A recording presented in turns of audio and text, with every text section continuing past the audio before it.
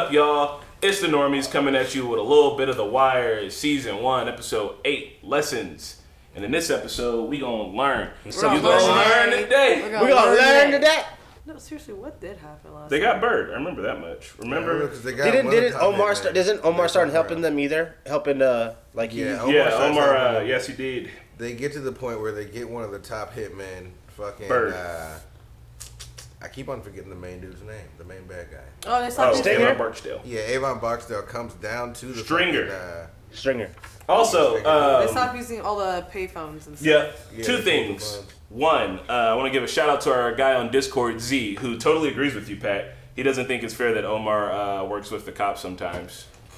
Yeah, so, I love you, boy. I like it, boy. I mean, Omar's still one of my favorite characters, and I literally feel like in the game, you got to do whatever you got to do to win. Like, literally, like, what does it do? Ruin his reputation? Mm-hmm. They already don't like him because he's gay, like, and he robs the drug dealer. So, I mean, I don't think he gives a fuck about his reputation. Props to Omar. Props to Omar doing what he's doing right now. I'm not gonna lie. He's only doing it because, I mean, he could have done it without the help of the cops, obviously, and everything, but, like, that was just too deep. Yeah, I think they tortured him too. Somebody online was saying that maybe because of the torture to his boy, that like it put what they did to him outside of the game. Yeah, you know what I mean? Because usually it's just like, yeah, we shot him, but this guy, they chopped his eye out, fucking burned him with cigarettes, and like they tortured him. So don't they torture in the game though? Like to get information like that. That's like isn't like I don't know. So like in the movies I see that shit. So like I feel like that's part of normal practice among gang in the really rivals. shitty neighborhood I lived in, people were just murdered normally. Yeah, I don't think a lot of people really have it in them for torture. I'm just it's bullet wounds. But like you see it. Yeah, right. Okay,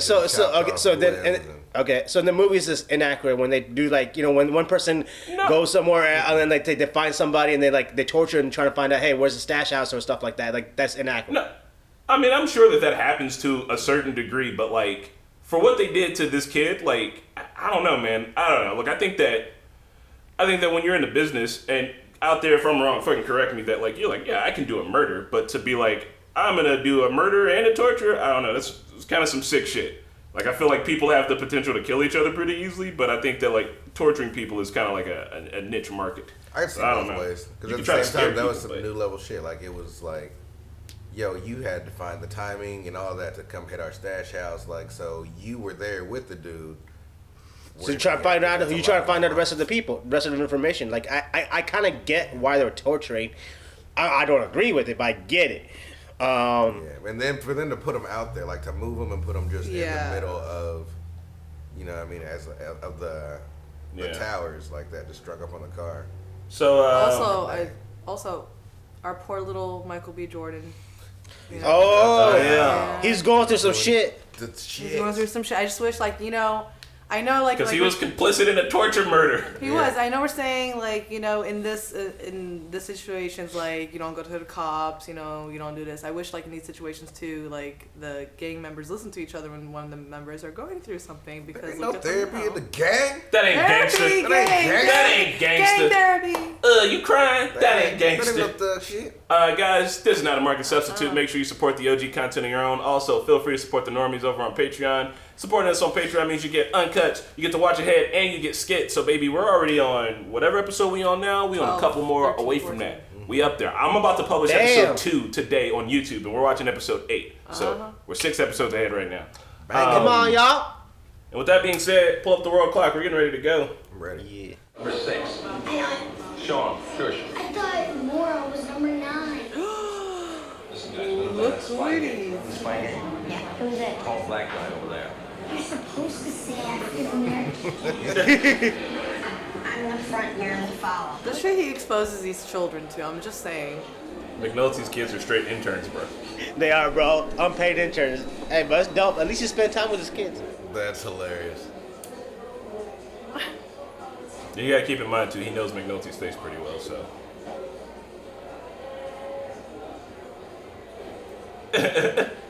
Bro, this is so dangerous for children. Are you serious? This is a gang member, basically. Yeah, this is pretty bad. But on the flip side, there's a lot. He's spent time with his kids. Maybe he doesn't know how to spend time with his kids. I don't know.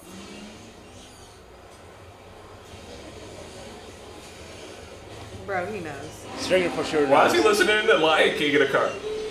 Because he was rolling with the kids. Playing them Disney hits in the car, baby. JLY28. He has a crayon. Hey man, these are straight interns. These are straight interns. That big, about that big, and he's wearing I was worried. Will Michael and Sean McNulty please report to the offices in the rear of the market? Michael and Sean McNulty. Wait, did they? Oh my Bro, god. he a bad daddy. Bro, he lost the kids at the store having them tail a convict. You know he's literally about to be like, all right, now what are we going to tell your mom happened? Goddamn right. No snitching in the game. Don't tell her shit. Right, now let's go get ice cream. Sewer's got a headache. He'll be back next week. Come at me, King. What? If you come at the king, you bet not miss. I'm like, come at me. Oh King. shit, that's the best quote. They came in fucking hot, bro. What the fuck? Whose house is trashing? That's Omar's, right? Is that Omar's house or dude's? Mr. Omar, you want ends on this? Nah, darling, I'm cool. Like this baby's sitting right here next to a fucking fire needle. Get out of here. I'm down the Northeast Market with the kids, right? Who should appear before me? Market day for string 2, man. No, he makes me if I get too close, so I put Sean and Michael on it. They're so fucking good, I lose track of them. Scared the shit out of myself. And Sean, my flesh and blood, gets the tag. So proud. They fucking love it. He plays spy in the mall sometimes. Nah, dude. The kids don't love it. You love it. I don't know. They seem to have a bit of fun doing it. Like, he's raising Batman. You can't just lay up in here. D been asking about shit. So what? Fuck the taxes, fuck D, fuck all of that shit. Just let me hold $10 and I give it back to you by Friday. How? You ain't working. You work in the ground stash. 20 tall pinks. 2 fiends come out with you and ask for 2 each. Another one cops 3. Then Bodie hands you off 10 more. But some one guy rolls up in the car, waves you down and pays for 8. How many vials you got left? 15. How the fuck you able to keep the count right? You're not able to do the book problem then. Count me wrong and fuck you up. Man, that's fucked up, bro. That is so fucked up. That was the hardest line of the show right there. It's practical math, man. Yeah, you knew it. Fucking Rockaware. Man. Love the clothes. About to buy me a Rockaware shirt on fucking eBay, bro. You should find one or like a FUBU. I'm gonna come in here with a whole Sean John outfit on.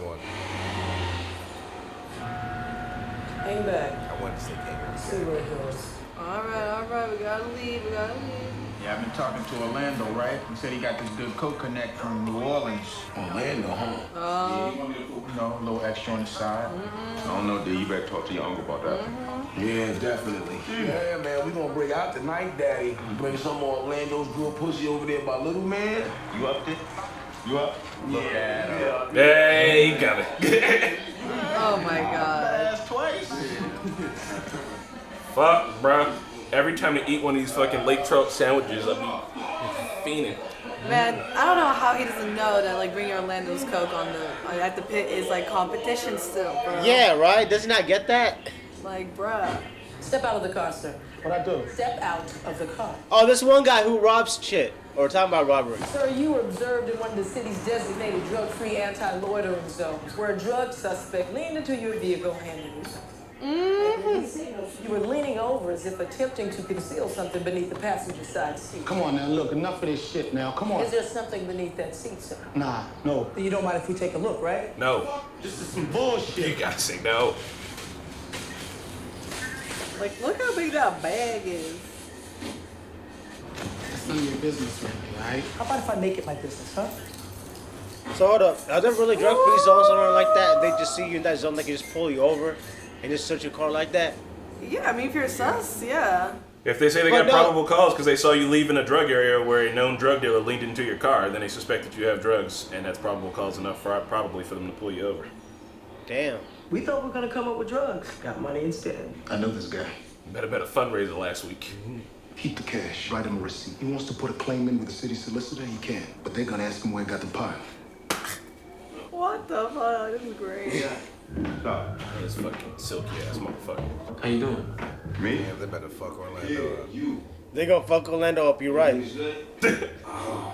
And they're gonna fuck Didi up for thinking that way too. Listen, the last fucking thing I need is for the clean name on my liquor license to be dirty the fuck up by you. You understand that, right? Come on, man. Strangle is shitty. See, to me now he's a liability. I would kill him and hire somebody else now. You brought him in here on what charge? Civil forfeiture. Fucking so. Until he tells us a legitimate source for that money, we keep it. So you have no criminal charge? Civil forfeiture, some bullshit. From a sus place. Bullshit. No, he came from a sus place. If the cops but you don't have to disclose where you got your money. How about if you got your money from a dead grandma or some shit like that? Why don't you gotta tell somebody that? Yeah. That's fucked. It's fucked, but it's drug money in that car. Give him back his money. I'm shutting this down, Lieutenant. You charge what you can, and you do it by the end of the week. It's because they fucked Yeah, around. fuck this guy too. I feel like he's dirty. You shit all over yourself, all over me, all over this department. Woo-hoo. Now, I told you, no surprises. Remember? He's a hater.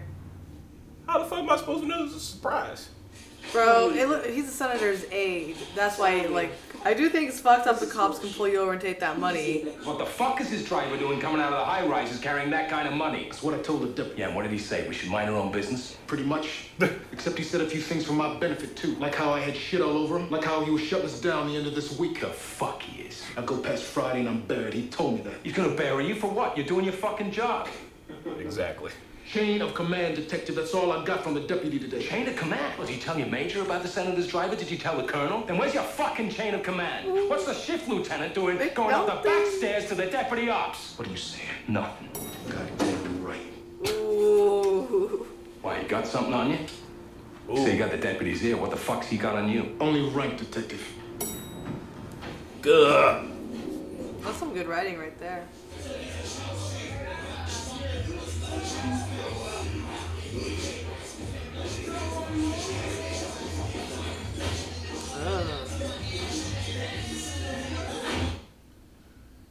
That's a rape. Yeah, that's a rape. But no, that's serious. Yeah, it's most likely. That's non-consensual sex, guys. That's Don't not do that. alright. She needs to throw up. Oh, I mean, she also flopped on that bed like a I person know, that's who's what I'm passed saying. out. Leave her alone. She's like sick, obviously. Like. That son of a bitch McNulty asked me what the deputy had on me. What'd you say? Damn. What they got on this man? Right. Oh my god, that girl's probably dead. Bro, that girl's dead. Fuck this Sally. Yeah, she OD'd. She dead. Not an expert, but I'm pretty sure you fucked a dead bitch.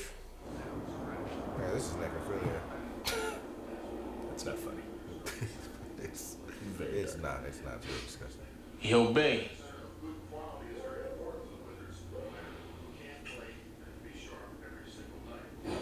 I'm gonna go home and cry about this. Memo signed by the deputy officer Rawls and Forrest telling us to pack it in and come home. Why are they doing this? Well, we picked up a bag man coming out of the high-rises carrying 20 grand in cash yesterday. So he works for Clay Davis. Of the 39th Legislative District. What can Daniels do? The deputy chewed his ass out and sent him the same direct order you have on your desk right there. Get me Burrell on the line. Woo! Look at her. She's becoming a little McNulty. He gave us the wire. For how long, Detective McNulty? 60 days now. And how long have you monitored these phone extensions? 40 days, maybe? Deputy Burrell's on the line. Oh my god. 20 days. The circuit court signed 2 orders for a total of 60 days of telephonic surveillance. I'm looking at a copy of a memo from your office telling me I can't have my 60 days. Now, if you take this wire down on Friday, you'll be in contempt of court on Monday. Oh my god. Fucking Let's heat. go. And all the best to Arlene and the kids. Ah, you're a bitch. Get his shit done. That was beautiful. Hell yeah. Oh my Dude, god, I love it. I love it when they get on this hierarchy bullshit and just rain down fucking shit I hate on that whoever. hierarchy bullshit. You never get shit done with that shit.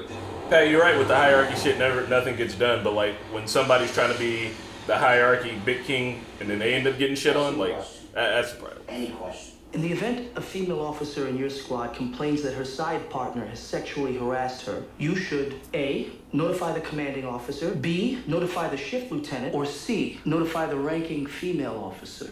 I go with D. Yeah, bitch slap the side partner for dipping into my private stock, then take Missy home and fuck her till she smiles. This is how sexual harassment happens. My fear is there's a dude out here really like this. Right? Like, What do you mean? There are dudes like that. I'm sorry for you. It's definitely, dude. No, they're there. You know, people are learning. They're getting better-ish, maybe. I don't know. But they're there. No, things have gotten better, but there's a long way to go still. But yeah. Price creates a large change, then demand is said to be elastic. Some products are inelastic, meaning a change in price does not affect demand. So keep like drugs. Mr. Bell. Desire, consumer need. Right, specifically the ability of macroeconomics. position. Everybody's taking tests. Same shit. Trying to come up in the ranks. We should do a thing with the normies where we all try to take like a standardized high school test and see who does the best. Bro, I fail. I'm down. I will fail. I hate. Math is a foreign language to me. I'll never understand. Motherfucker, you're Arabic. Math. Y'all invented algebra. I can't do it. And that other fool there, they the only ones might be trouble. So I'm gonna drop Scar. You just dropped the other motherfucker. No, just Scar. I wish Bird was here, man. Bird be loving this shit right here. Which dude remind me, get up out of here. You need to drop that shit down the storm drain. I never understood how you could be in the gang, work a corner, and not be paranoid 24/7. Just around. Seriously. Be like, yeah, man, people over in the car would have been sitting for a minute. Right. Oh, hell We're no. doing a pincer maneuver here. I love when thugs get tactical. Right. People be like, oh, you need to do the gangster shit. And they be like, nah, man. No, man. Flank around from the other side. Oh, Rainbow poor Six cat. Don't shoot the cat. Why would they shoot the cat? By accident. Whoa! Oh, shit. Omar coming.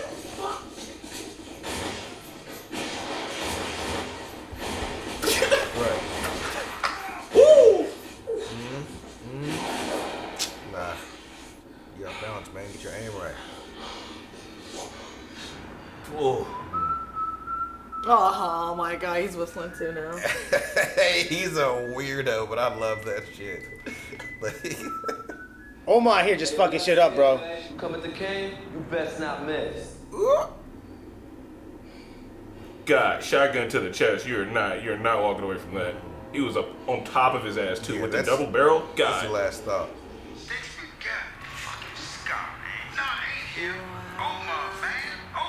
That fucks us. We had Stinkum tied up with a boat from the rest of the run, and now he's out of the case. The man's a fucking loose cannon. We gotta pull his ass up at least. It's a dime on this cocksucker's head. One of you motherfuckers need to step up. 10K. You put out the word. It's 10 on Omar or any motherfucker that's standing with Omar. Y'all niggas ain't got shit to do but be on this motherfucking hunt. You deal with Omar, man. I'm not dealing with him. Saying this shit got personal. Ain't nothing else to it. So you talking about letting it slide. I'm saying we put the word out that you ready to talk a truce. When this nigga come out from underneath his rock, you hit that nigga. But right now, this shit got out of hand, y'all. What happened to the woman's dead body? What happened to who? The dead body. It was in the car, right? What? No, that was like 2 episodes ago. No. The one that he raped dead. Oh, that girl? Oh, yeah, they probably got rid of her. That was just glossed over. I don't know nothing about Sting getting dropped, and I don't know nothing about Bay taking one in the leg either. We had Sting caught up with 4 G-Packs on a re-up, and maybe we could have built something on top of that. Roll him up as string on. Now he's got no road to it. So the point is, Omar, while we're all grateful for the case you gave us on Bird, and we all have a certain admiration for your do-it-yourself nature. Motherfuckers DIY. Hey, look, man, it ain't all up to me, right? I got a bounty on my head. Omar's Black Punisher, from what I'm realizing. Pretty much. Bro. Lester, are we still cops? Technically, I suppose so. Okay, I was just checking. This ain't called us even. This game, staying with my uncle, might not be right for me, I'm thinking. You got people using each other. Bro, stressed eating. Smashing chocolate cake and a fucking Schweppes. You get to some time like I can't even fucking breathe. Do something else. You happy with your job? Oh, then hey, do something else. I am. I'm gonna have to. Can't stay pretty forever. Oh, you pretty now. Oh, boo. Now we pretty. Double boo. Pretty Titty City. Yo, T, man, raise up and roll ahead quick. Sting been got, man. You heard me? They got Sting. Well, thus ends this episode of Kitchen Sex. Omar was the shooter. Fuck me. Anton Artis is stinking was one of the boys who snatched Brandon and did him up. I'm sure that motherfucker had his reasons, Jimmy, but shit. Yeah, you want to get back the gang case, then you go tell Cole the name of his shooter. Otherwise, you tell him we're getting some talk on the wire, and we'll give him his clearance once we wrap our case. But you won't. No, we won't. Do you want me to go and bullshit Cole out of his case for you, huh? Why don't you go and tell him yourself? Are you kidding? Raul sees my fingerprints on this and run my nuts through a cheese grate. Whoa. That's how I'm gonna start threatening Mahid, yo. Fuck you, Jimmy. Fuck you, Jimmy's a common theme. Right. In a relationship. You should, yeah, dark horse. He's happy, huh? Yeah. I feel like he's gonna just no. You married? Jimmy. You're married. Call Nadine and tell her I called when I'm out on the street. He's married? Ah, shit. This player still got game. Bro. No. I lied for you, didn't I? Ooh, that's not the same. Damn right, he lied for you, bro. He did lie for you. Pat with the cosign. Think about it, fuck something up. I'm interviewing Omar. He tells me if we catch up to Bird, have to go on.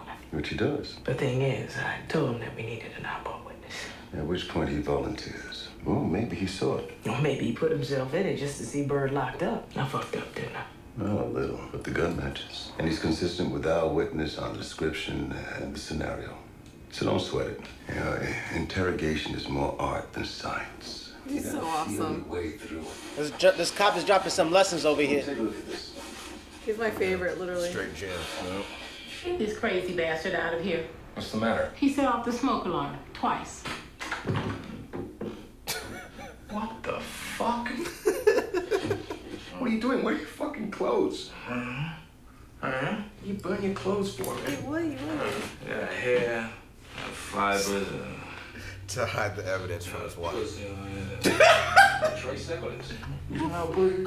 I don't smell no pussy no more. Shit, I think you're just taking it home. Oh my god. Omar's so scary. He's 10 steps ahead of them. Bro, he's pure street chaos.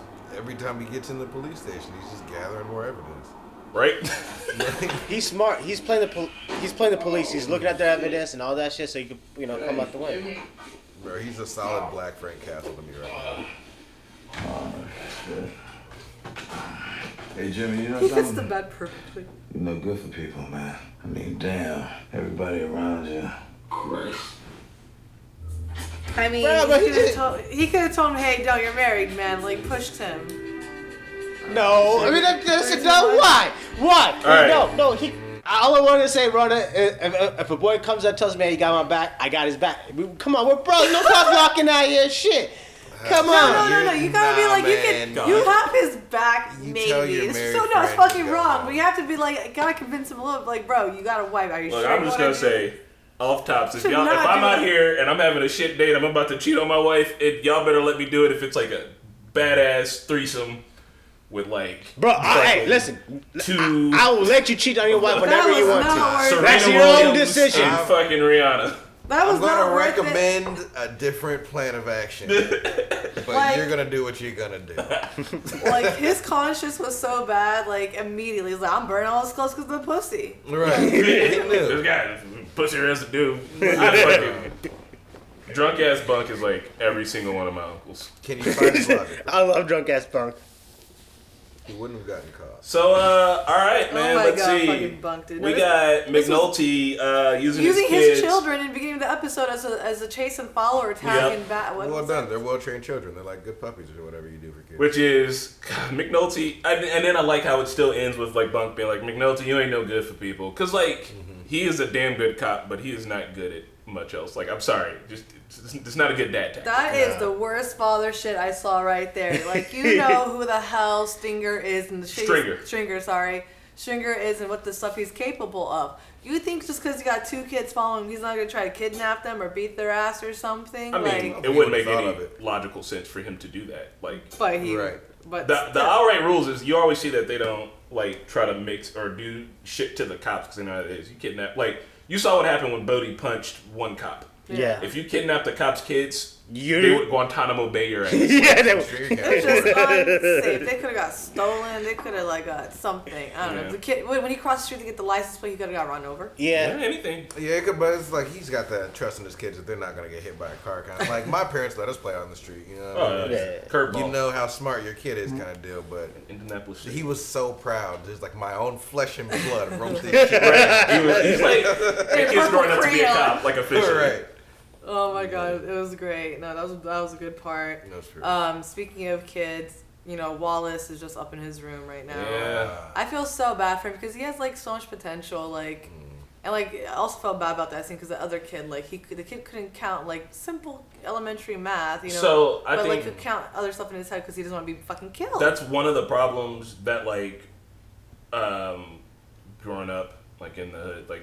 Math would be hard, but you'd always see people using math in plenty of like reasonable ways that made sense. But then when you try to apply it to something that doesn't exactly make sense to their lives, they have a hard time like putting it together. So it's like practical math. Like all of my teachers would be like, "You're so good at music. How come you're not good at math?" And I'd be like, "I know you guys say that music and math go together, but like it's dividing by 2 most of the time. So like you're wrong."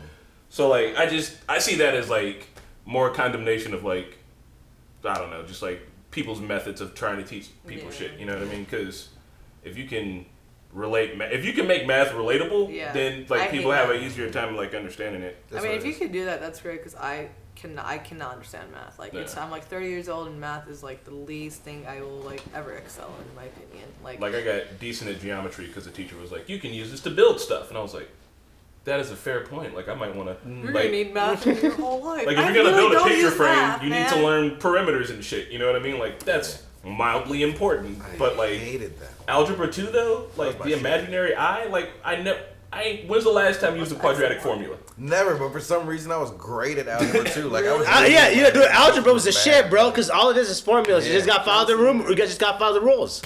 You just got to follow the. It helps you find shit out. Like I can just be like, oh no, we need this, this, and this. Well, that'll do. Hey, X over is X over of. But I felt bad for the kid because he was like, it's a kid. He's like, I'll be murdered. Like I know I'll be me at my age. I'll be popped. It's like also he like said a they'll fear. fuck you up if you get the count wrong. Yeah, like it's also just like a fear in him too, and that just like sucks. Like I feel bad for the kid.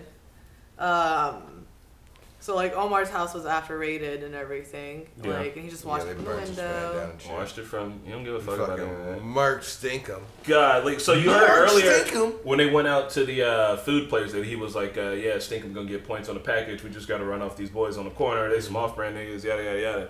And Omar probably been following them all week. Yep. He's like, I ain't done shit all week but follow y'all. And I love that. Like, saw him setting up, and he was like, "I'm gonna set up right here too." And taking territory. I don't know if you guys noticed when Omar went into the police station or whatever you want to call that station that they all work out of, like the little police cave. Yeah. Police cave, that bulletin board, like where they have all the evidence and the pictures of surveillance. Yeah, he was really like taking he was like really trying to memorize that. Like he went in there to try to get information from the cops versus vice versa. The cops were trying to get information on him, but he was actually trying to get information from the cops, and so he could turn it around, play it in to actually take that use tools and resources and play it on the streets, and that's what he's doing. And that is the way why he's able to be so ahead because he's actually playing the cops. The cops are not playing him. And low key, Omar's trying to become my favorite right now because of the way he's playing the cops. Yeah. He's out here, bro. Omar's playing for himself. He's batting for his own. Oh yeah, he is. He's playing the cops so well. Like the cops think that they're playing him, but he's playing him so well. Like he's not going to give the cops shit. He's going to take the empire, make his empire bigger and better, and take Barksdale out of there. That's his goal: is to take Barksdale out there with the cops' help, and he's going to have that empire. And like that's a smart ass move. How many shotguns do you think he has to buy per year? Because like every time you pop somebody, you got to get a whole new one. Like because the whole understanding was that he's still using the same gun because like when they were talking about it, they were circling around the fact that they know he did it. And he was like, "Oh, I don't know nothing about the exact facts of this operation and what happened." He's like, "Might want to get rid of the gun too," because they know he carried that double barrel with him. They probably like, "Oh, Bird looks like he was shot in the chest with a shotgun, double barrel, probably." Wonder who did that. Right, bro. He came out like Batman in the night out of nowhere. It was like I had to like do a double take of what the fuck was happening. He was just like, "What up?" And then that fucking whistle, bro. That whistle is scary as fuck. That shit is so whistling. Oh. Farmer in the Dale. I would be terrified if someone starts singing, like just whistling a happy tune. I'm like, no, I'm getting murdered. Right? They're gonna come around this car and shoot me in my other leg. So also, fuck Bay though. Fuck Bay. Should have shot Bay too. Yeah. Dude, you raped a girl. She died, and you disposed of her wrongly. I fucking hate you, Bay. I hope you die soon. I think there's a correlation between when they were in the car talking about the plan of like disposing. Her body was in the car. No, not the girls. Of the like shoot him on the corner. I'm gonna go around so when he runs off, basically we'll either catch him or we'll let him run back and tell the others basically. Yeah. I think Omar shot dude, let Bay run back to let them know because this is what he wants, basically causing shit. Like, also, like I mean, Bay was holding down, like he was covering himself with the pistol pretty well, so Omar wouldn't have been able to get close. He got covered behind the car, so he's like, I popped him at least, so wasn't even that much of an issue. But yeah, that is a good correlation. So they got Day leaving out the towers with 20,000. Bro, fuck that shit. I'm just saying, like, okay, I understand, like, if a cop pulls you over in a shady situation like that, they had every reason to pull him over and, like, keep the money. Like, I don't know what the hell the deputy's up to and everything. Yeah. But, like, in general, like, if I could be at $30K. Or so let's say you were gonna go buy a car off of Craigslist, $30K, right? Cash, front seat of your car. You get pulled over by the cops. The cops legally can be like, what are you using this money for? And if you're like, I'm going to go buy a car, and they don't believe you, let's say the car smells like weed. Yeah. That's enough probable cause for them to be like, I'm taking your 30,000. That's the type of shit I don't like. I feel like the only way they can take my money is if I give them a reason to. But if I'm telling them I'm going to go buy something, like they cannot not just believe me. The probable cause is that it smells like weed in your car. Okay, but if it didn't smell like weed and they don't believe me, then that's fucked up. Yeah, what if they say it smells like weed? How will you prove that it doesn't smell like weed in a court of law? Man, they're gonna make me go fucking tag my money and prove that was my car from fucking. Oh, even if you prove it was yours, you still have to prove how you got it. That is the one reason. That is the one reason I just don't get. It's like how can you prove how you got that money? Because like legit, like what Chris says, like taxes. But everyone pays taxes. So if you want to find out how much money I'm worth, just go check my fucking tax statement. But there's also what you could get taxes. But there's also people who give people money. Like family relatives, sometimes give you $20K just like that, or something. You'll have to have that relative write a letter or some shit. You could have won it gambling. Yeah, so literally at a casino. And then but you can have proof to all that stuff. No, you can't. No, so like here's the thing. I'm not proof casino money. Yeah, how you gonna prove the casino money? A voucher or whatever. You were at the casino. There's right, like videotapes or receipts. Yeah, when you catch your chips in, don't you don't just No. You have to cash So it out, right? there's that, but so there's when you went and be like a big ass hand, like a higher table, shit like that. There's receipts, but there's only a certain amount of receipts. Like you could walk away with a casino with unclaimed cash. If you win at a big table, you could have also saved it over 10 years. But you're less like if you live in Vegas, you're less likely to get pulled over some bullshit like that. If you're leaving a known drug spot where a known drug dealer got in your car and we have photo evidence and he just handed you. Well, in this case specifically, they should have took that. That was it. They got this motherfucker like. So we're just saying there's some dirty ass cops and y'all better not be like saying it smells like weed when it don't be smelling like weed. But I got 10 G's in my car. I might be smoking a blunt. That's a glorious time for me. That sounds like a nice weekend. I hope that rule's still not around because that's an unfair rule. Oh, that is definitely around. Man. I think the last time. Dude, if a cop can get you for anything, like just to like have to like something at the end of the month, you know they're gonna do it. And I'm just being cop like hater right now. No, I mean fuck that rule. It's a stupid fucking rule. It is. I don't agree with it. In this case right here, it makes sense. But to just go around harassing motherfuckers for fucking acids. Anyway, all that shit aside. So fucking Burrell went off on Daniels, and then McNulty was like, "Daniels, what they got on you?" Like that's. I think he does have something on him, doesn't he? Yeah, that was my question.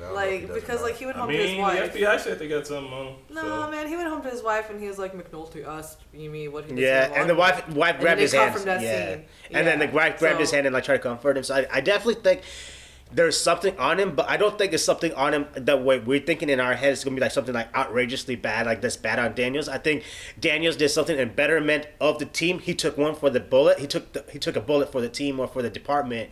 That made him look bad. I don't think it was like him scheming or being purposeful. I think it was brought down onto him, and he just took it as a bullet. Then him actually. Or maybe scheming. he like moved up in ranks for like some. Yeah, that's the thing too. I love it. The part where he's like, if you follow the drugs, you get drug dealers. He's like, if you follow the money, you don't know who you get. If you guys remember, we saw Senator Clay Davis in the last episode, episode at the party where we met Day at. So.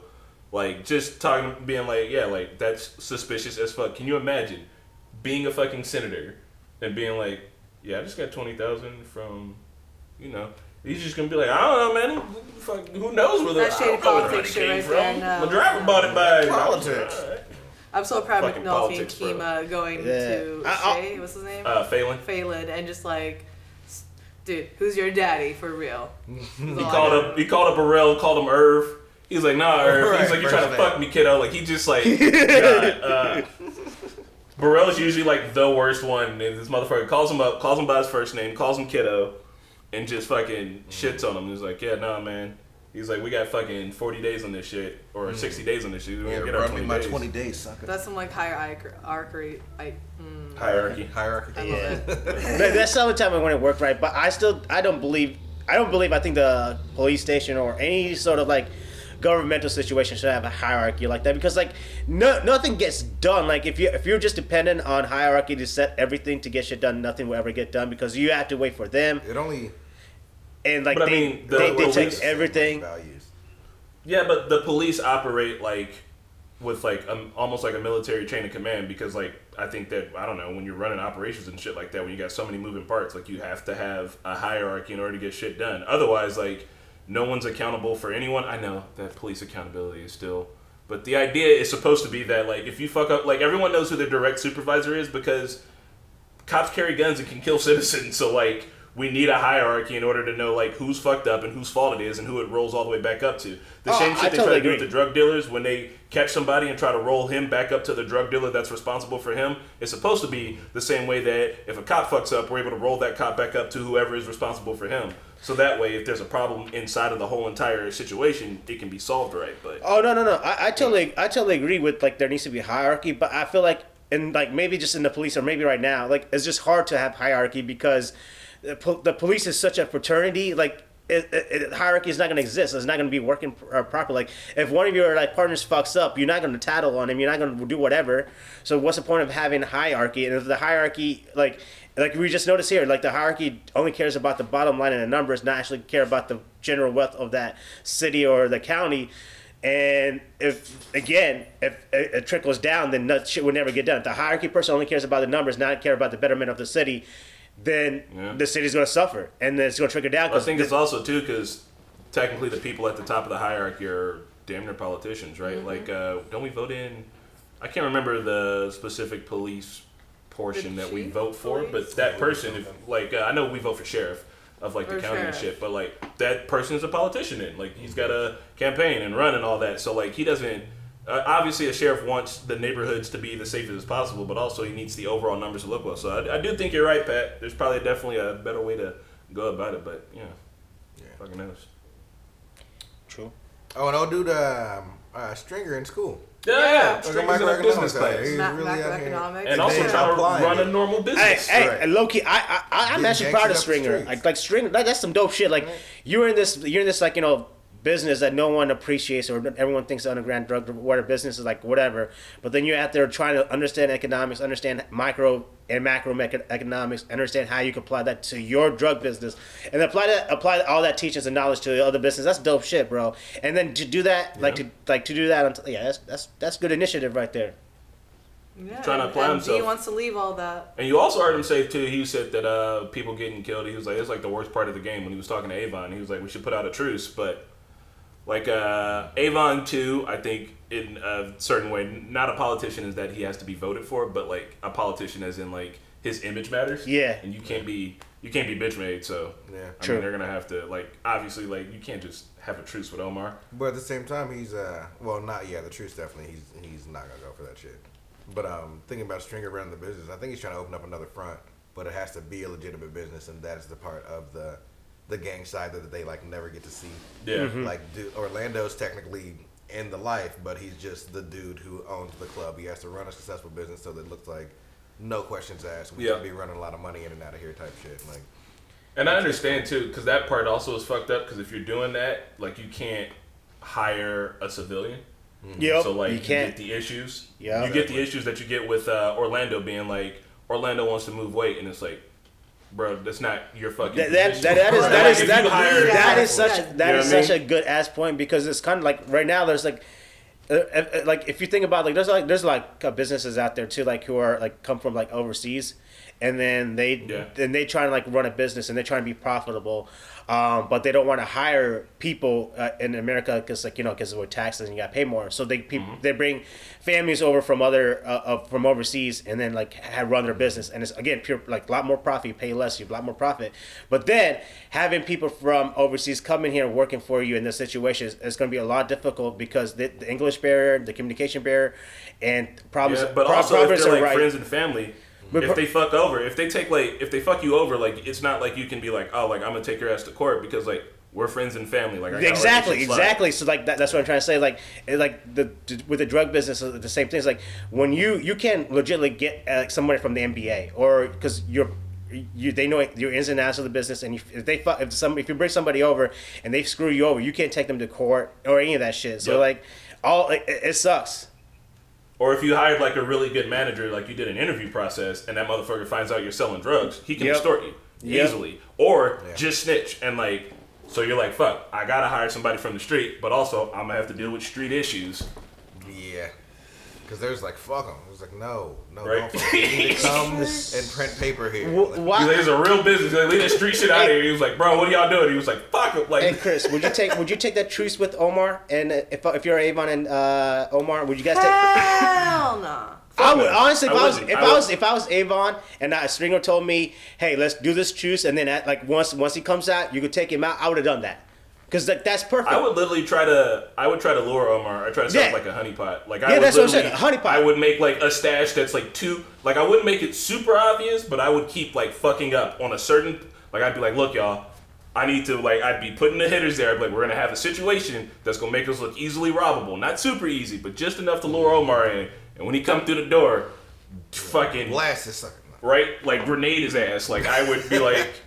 Like, they found his house, they kicked the door in and all that. Like, they were too eager, man. They should have sat on it. Mm-hmm. They know Omar plays the game slow. And they ran into his house. They're like, hell yeah, we're going to set some shit on fire and fuck some shit up. And it's like, y'all thought you were going to get Omar like that? Like, I think if you want to catch Omar, you need to think like Omar and play the game as slow as he does. But I think Stringer is right. Like, you should, like, he says he's too involved. Like, this now got personal, like, between Omar and Avon. Like, now they're losing, like, hey, you're losing assets, you're losing your employees because they're just dying left and right. You lost a lot of your product and stuff. I think it got personal, but I agree with Stringer. Like, if you call this off and say it's a truce, I think shit could get back to normal. And when shit gets back to normal and the truce is there and like Omar scars down, that's when you take him out. Like I think Stringer had the right plan. I don't know why Avon, the way it goes. Because Avon, he's trying to look hard. Yeah. I don't think Omar gonna go for no truce anyway. Like it's Omar's not dumb. That's true. That's true. It's gonna take two people to make that truce happen. So that's true. Oh yeah. Well, y'all, we're gonna catch you on the next episode. We'll see you there. Serge and Marquetta won't be there. They'll be there in the episodes after. We're also gonna make sure that they obviously catch up on these. Duh. And now Micky's gonna talk. Bye. Okay, The Wire 1x8. Let's talk about it. Very, very packed episode. Very action-packed episode. Quote is, "Come at the king, you best not miss." One of the best quotes from The Wire, if not the best quote. And what's crazy is 1x7, the quote was, "A man must have a code," and then 1x8 is, "Come at the king, you best not miss," which are like two of the most quintessential Wire quotes. When people quote the show, both of those quotes definitely come up, and I had no idea that we got those back to back and in season 1. Anyways, episode starts out, McNulty, hey, look at him, he's being a dad, he's hanging out with the kids, taking them shopping, talking to him, bought him a lemonade, and he's using his kids to spy on a drug lord. So, yeah, almost McNulty. What are you doing? What are you doing? It's getting harder to sympathize with McNulty's kid situation now because he is just way too married to his job to have time to be a father or even the willingness or the desire to be a father. Now, I'm not saying that he doesn't love his children. Of course, he loves his children. I just don't know how much he loves being a dad as opposed to how much he loves being a police officer. Because, one, he's using his kids in a very probably nothing was going to happen, but what if String caught on to what was happening? Or what if somebody was, bodyguarding Sting and watching from afar of what was like any number of things could have happened. And McNulty put his kids in a very dangerous situation, lost track of them, and then when he's talking to the manager about the kids being lost, the guy asks him what were they wearing, and McNulty's like, clothes. He's not attentive. Like, how do you not know what your kids are wearing? You know what I mean? Like, how do you forget that detail? So even when that line is there to show that, like, even when he's with them, he's not there. He's not present. He's not paying attention to his kids. It's kind of, I don't know, man. I think he's kind of just doing it out of obligation. I don't know. That might be the wrong word to use. He wants to be in his kids' lives. That's apparent. He loves his kids, but I think he loves his job more. I think he likes being a police officer more because we've seen him have bursts of moments where he's like, playing with his kids and involved with his kids, but then as soon as like his phone rings or any element of police work comes into play, everything else goes out the window. You know what I mean? And I think McNulty needs to either develop the ability to say, okay, I will deal with that later, I'm with my kids right now, or just admit to yourself, bro, that maybe you shouldn't have 50-50 custody. Maybe this should just be a relationship of you going to visit your kids every now and then, so you can stay in their lives, but you got to admit to yourself that it's either the job or managing time with your kids plus the job, but you can't, like, he's trying to do it all at once. Even later in the episode when he's bragging to Bunk, he's like, yeah, man, I had my kids follow them, and my kid got the license plate number, and Bunk is just looking at him like, you did what?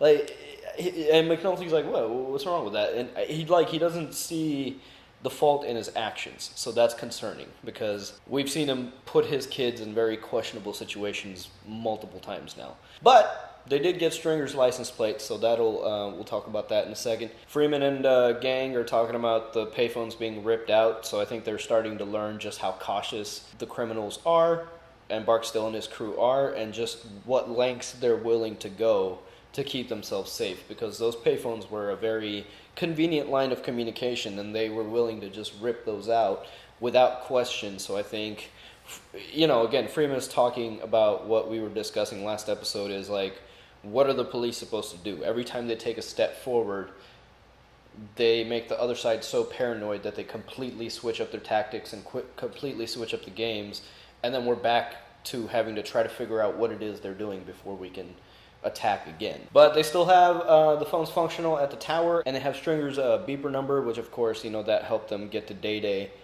which we'll talk about in a second. But we saw Carver and Herc studying for the sergeant exam, the sergeant test. I guess they're trying to become sergeant, so they're kind of climbing up the ladder. And I kind of didn't place this before, but Carver and Herc, they're younger cops. They're not necessarily new blood, but they're younger, as opposed to Polk and, what was that other guy's name that fell down the stairs? I'm blanking on his name, but we saw the progression of what it's like to be a young cop like Carver and Herc, and they're just freshly in the game, and they're just like, they're all about it. They're studying for the test, they're climbing that ladder, as opposed to when you see the older cops, and they're just like, I'm just waiting for my pension, man. But anyways, they're studying, and Herc gives no fucks about it. It was kind of a little bit of comic relief with that little storyline going on this episode, where Herc was like, dude, it's common sense. Feed me a question. I got it. Okay, according to Q1, and Herc is like, whoa, what the fuck? Whoa. So, I don't know. Herc is not taking it as seriously, and you see their demeanor when they're taking the test. Like, Carver's like super, just very stressed out, and Herc is just like, okay, sure. So it'll be interesting to see what their test results come back as. And we see Weebay, Stink, and I don't know who the other dude was, the guy with like the fisherman cap and the mustache. I don't know if his name's been revealed yet. But anyways, they went to Omar's house and tore everything apart, lit fire to his van. Meanwhile, Omar is just across the street at the lady's house that he helped out earlier in the season. And I think I misinterpreted that earlier scene, because she comes up to Omar and she was asking him or she told him that her check hadn't cleared yet and she was asking him for help. And I thought that he was just helping her out with money to help pay her bills or whatever. But she was right there shooting up in this scene. So now I'm thinking that he probably just gave her a front on the drugs. And I think I kind of misinterpreted that scene. But that's fucked up because like Omar's holding the baby. Meanwhile, the mom is like shooting up. And she's like, you want the rest of this? No? Oh, okay. It's messed up. It's just a very unflinching reality in situations like that because you feel for that baby. And that baby's going to grow up, and he's going to begin to comprehend the situation around him and his mom being an addict, and it's just a vicious cycle upwards. Like, it's just, that kid is fucked from the start, and he's just going to end up in this game, you know?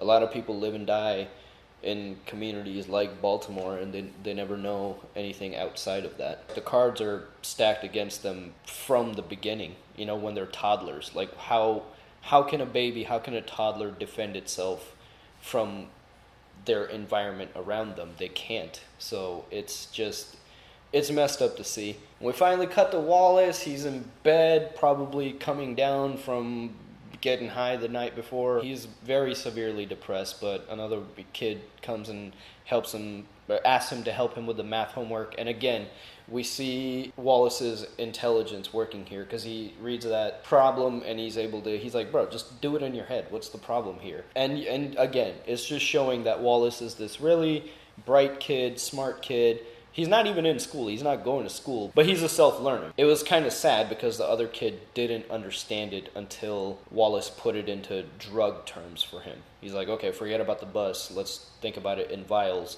And the kid was able to keep up, and he was like, I could keep up because if you get the count wrong, they fuck you up. So again, this is a child. That kid was like, what, like under 10, maybe 10, 11? And he's managing math homework, but also a life on the side where he's dealing vials to dope heads on a daily basis. And if he does anything wrong, he gets his ass kicked. And this is a kid we're talking about. So again, the cards are stacked completely against kids in these communities from the jump. Like, they have no fucking chance. They have no chance. By the time they develop a voice, they're adults. And they're looked at differently. They're looked at as lifelong criminals. And nobody gives a shit about what happened to them when they were babies. You know what I mean? It's a vicious cycle. But anyways, I'm worried for Wallace. You know, Poot's trying to help him out. Poot talked to D'Angelo, and Wallace is supposed to go see D. I'm really worried for Wallace, because he's like, he completely, after the whole Brandon thing, he just nosedived. You know, I think all the stress that was building on him probably throughout the years, I think that bubble has popped, and I'm just very concerned for him. So then they pick up the phone call from Strings Beeper, where we find out that 20 grand from the tower is being dropped to Day Day, who is Senator Clay Davis's driver. And if you guys didn't pick up on that, they mentioned Davis's name several times throughout the episode. So we are able to make those connections, at least, is that Day Day is Senator Davis's driver, and Day Day has just picked up $20,000 in cash from the tower where heroin is sold in the city. Now, does that connect Senator Clay Davis to the money? No, because we know that Day Day is a criminal. In the last episode, he was very casually talking about breaking and entering with Daniels, and so we know he's a criminal, probably a career criminal. So it doesn't connect Senator Clay Davis to the money, but then why would Reed from IID come down, and why would Burrell come down so hard and tell him to give the money back? That's kind of sus, dude. And Burrell even says, you're getting into people's business where you're not supposed to be. And he says that to Daniels. What is that supposed to mean? It's getting a little sus. So I don't know what's going to happen with that, but there were some really quotes from Daniels when he's talking with Marla later, where he's like, you know, you follow drugs, you'll get a drug case. You start following the money and you don't know where you're going.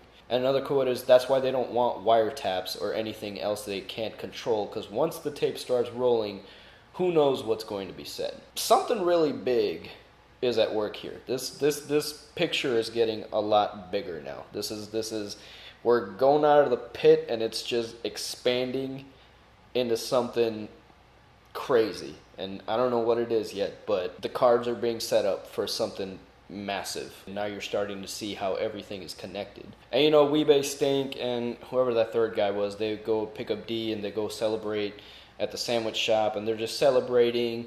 And Weebay's talking about, Stink opened up a new territory. He's got points, which I don't know what that exactly means. I can speculate that it means like a bonus. Stink got a bonus for doing a good job. And Weebay's like, hey, man, you keep running the pit that good, you're going to get some points too. So again, the culture of being rewarded for your hard work in the drug empire. You do your job, you're going to get taken care of. Versus in the police, where Daniels is like, we caught Day Day, and he's the senator driver, and he was caught with $20,000 worth of drug money, and Burrell's like, shut it down. Fuck you, shut it down. So you do your work in the police, and you're shut down. You do your work in the drug empire, you're moving up, baby. You're going to eat good. And D brings up Orlando, as he obviously would. Dude, Orlando has to be the dumbest person. Like, what are you... The only reason he's not dead is because Barksdale needs him. He is the clean name for the strip club. He's the person on the papers. But I swear, if he wasn't on any papers and he tried to pull a side hustle, he'd be dead.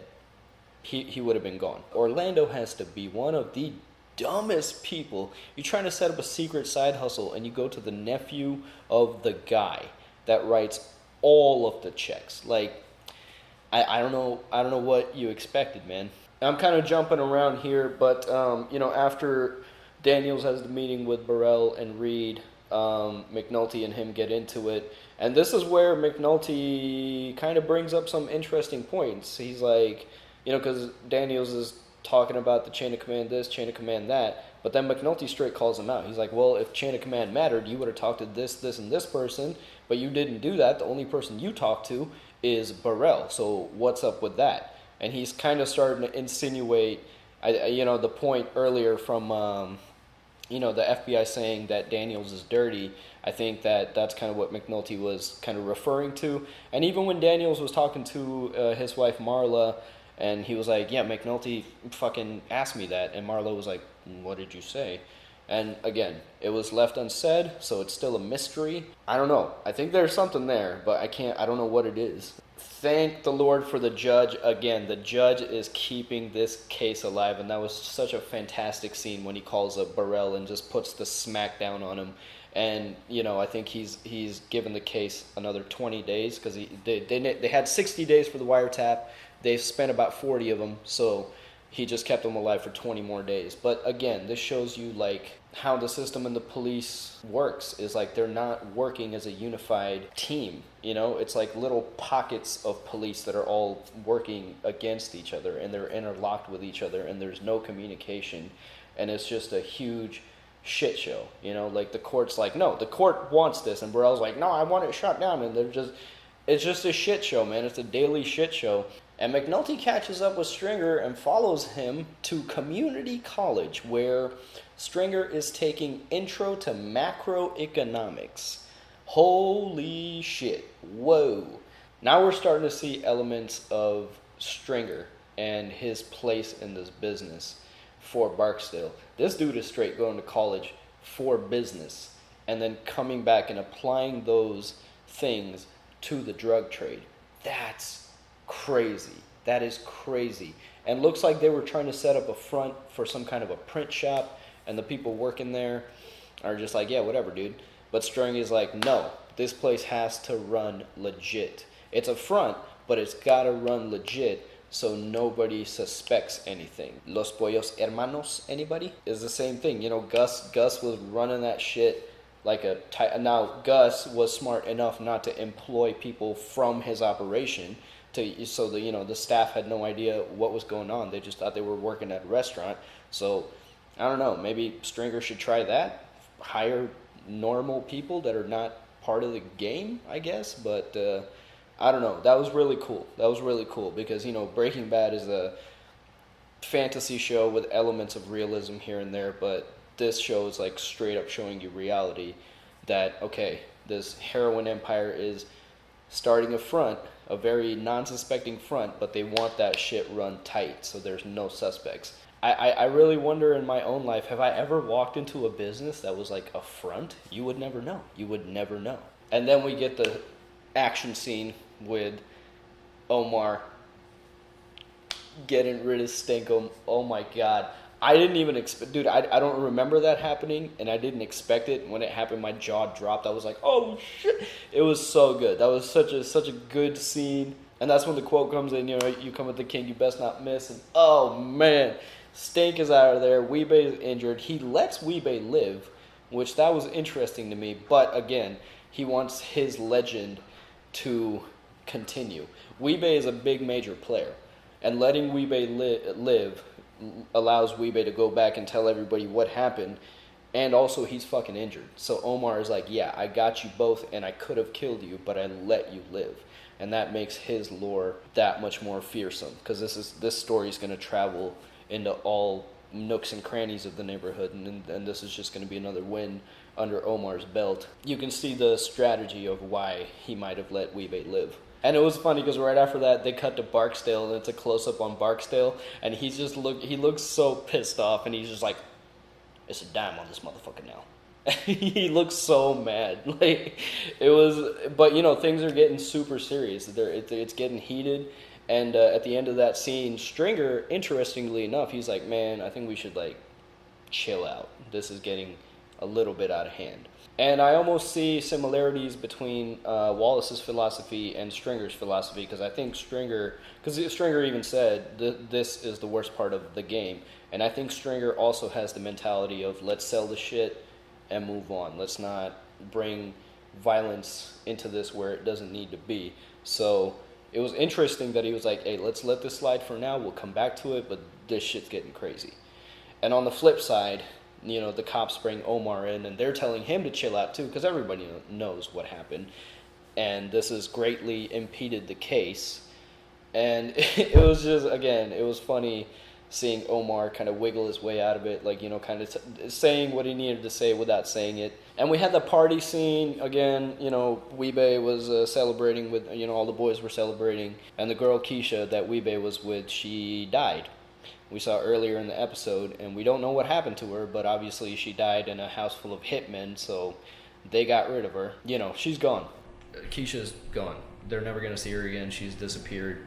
Who knows what happened to her, but just a fucked up casualty of the game, I suppose. And D admits it himself in this scene, where this is the first time he finally out loud verbalizes, I don't like this shit. This is not for me. And this is the first time he said it out loud to himself. And then right after that, he finds out that Stinkum died. And then Kima has a conversation with Freeman where she was like, did I fuck up with Bird? Because they used Omar's witness testimony, but obviously that was bullshit. So that was falsified testimony against Bird. And even though everything worked out, they matched the gun, they matched everything about the scene, and Bird is a complete shithead who probably should be put away. Even though everything worked out, I mean, Kima feels bad, as I feel like she should, because they didn't do things by the book, even though it was to put away somebody really, really bad. But the thing is, that same scenario happens to innocent people all the time. Like Freeman even said, he said, interrogations are more art than science. And this is why the very first thing the police say to you is you have the right to remain silent. Anything you say can and will be used against you in the court of law. It doesn't mention anything about the flip side. It doesn't mention anything about, hey, you have the right to remain silent, but if you talk to us and your information works out, you know, we'll be cool and we'll be kosher and then you can be on your way. Doesn't say anything about that. All it says is anything you say can and will be used against you in the court of law. So if you're ever talking to the police, if you're ever caught up in any kind of a situation that you feel like is serious and you got nothing to do with it, even if you're completely fucking innocent, bro, like Day Day did in this episode, I would like to speak to my attorney. I would like a lawyer. Lawyer should be the only thing that comes out of your mouth. I'm not saying that all police is bad. I'm not saying that every interrogation goes this way, but you can see the police just want clearances, and sometimes they will bend the truth to get that clearance. The quicker we can solve this case, the quicker we can get to the next one. And you might get caught up in some shit that you never wanted to get caught up in. I've been on a Netflix binge of crime documentaries left and right, and it's the same story every single time. Somebody was psychologically manipulated by the police in the interrogation, and then they ended up in prison for 10, 20, 30, 40 years of their life. Like, it happens. It's real. And then at the end of the episode, towards the end, McNulty actually, it's interesting because now McNulty has to go to Bunk and say, hey, that new murder that you caught, I know who it is, but I need you to not do your job so I can do my job. So this is interesting because this whole time McNulty has been the one who has been running into obstacles and people have been trying to get him to not do his job properly, and now McNulty has to step into somebody else's life and tell them, hey man, I know the answer to your riddle, but I can't give it to you for the greater good. You know, I think the greater good is like the overall theme of this show to some degree. However, at least McNulty came to that department to communicate the problem. It was an example of two departments communicating with each other, letting each other know what's happening, even though, you know, he kind of did it through Bunk, but he let him know the situation and why things need to play out the way they need to play out, and now these two departments can work as a team towards the common goal. Even though McNulty said, I'm not going to give up Omar at the end because he's been super helpful, so, you know, whatever. We can argue, like, the specifics of it, but the overall point I'm trying to get to is there was communication between two teams that have nothing to do with each other, and they came to a conclusion and were able to move forward, and I think the police needs to do more of that. And in return, Bunk asks McNulty to you know, cover for him as he cheats on his wife and I guess has sex in a bathroom and then lights his clothes on fire. And he was like, Trace Lab's got nothing on me. I don't know if they were trying to say anything deeper with that scene, like burning evidence or whatnot. I don't think so. I think it was just kind of a funny scene. But then, you know, end of the episode, Bunk is going to bed and he's like, Jimmy, you're no good for people, or all the people around you. And I don't know. I mean, Jimmy's a good dude, man. Jimmy's good police, but yeah, he is kind of a shithead. But also, I don't think it's fair if Bunk is insinuating what happened to me tonight is your fault. That's not fair. That's Bunk's own choices that he made. But I think I kind of know what he's saying about Jimmy. Although I do feel like Jimmy's a really good person, but people around him do seem to get hurt. So that is all. That is my notes for 1x8. If you haven't done so already, please like the video, share the video, comment below, subscribe if you haven't done so, and definitely comment below. Let us know what you guys are thinking of the reactions and the show in general. Let's try to keep it spoiler free for a lot of the people that are experiencing this show for the first time. And yeah, we'll be down there commenting and replying to you guys. And yeah, I'll see you next week. Peace out. Thanks for watching The Wire with the Normies. Check us out on Patreon for early access and uncut content. Special shout out to our super patrons Explorin' Dylan, Nick, Ruby, Aaron, Michael Henry, Joe, I Eat Pink Tacos, Flower House, Keyboard Junkie, the NYR Fan, and ZJP. And we will see you all next time.